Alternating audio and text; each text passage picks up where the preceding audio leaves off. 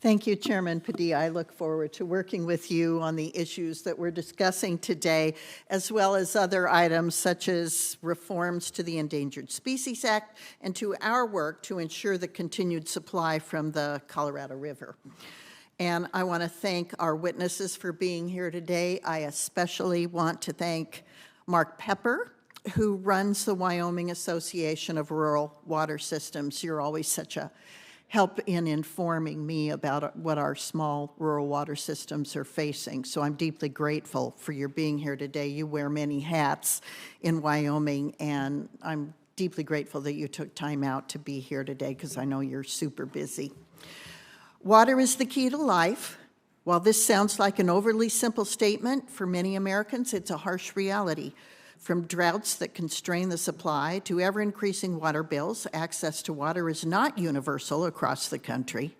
In my home state of Wyoming, it's a constant struggle to keep water system operators to meet the needs of their communities, keep rates low while simultaneously complying with complex and evolving regulatory requirements from the EPA, and that's a challenge to our systems as well.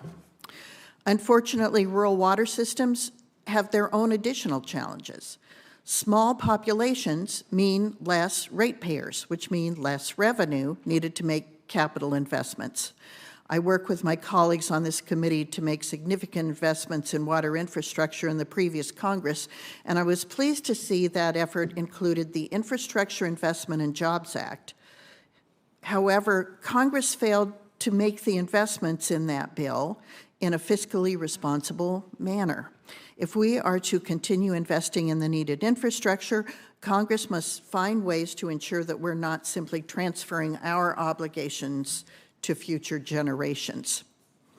Outside of the capital investment needed, small systems also face difficulty finding, training, and retaining a workforce. Some estimates suggest that 1/3 of the water sector workforce will be eligible to retire in the next decade.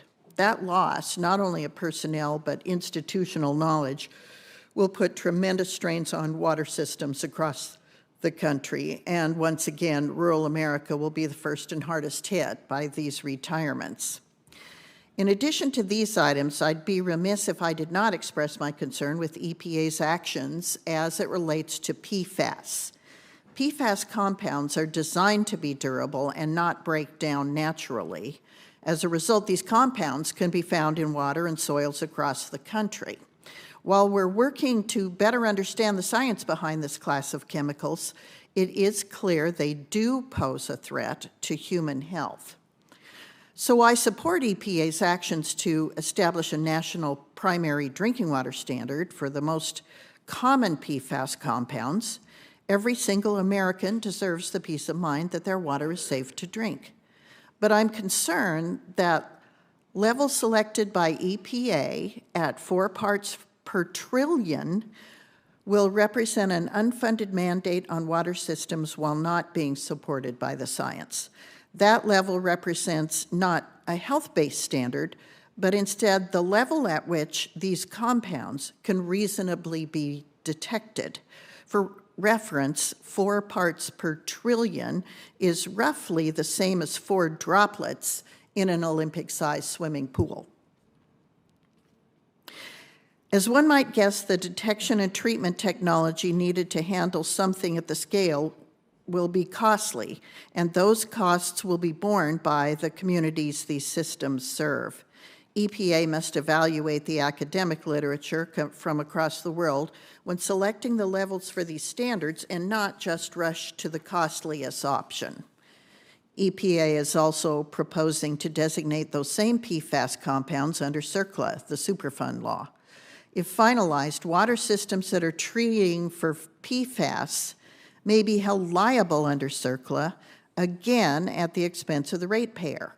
When CERCLA was first written, it was done using the polluter pays model. Water systems, however, are not polluters of PFAS, as they have never used those compounds. As such, it's imperative that we work here in Congress to pass legislation that clarifies that entities such as water systems are not held liable for pollution to which they did not contribute.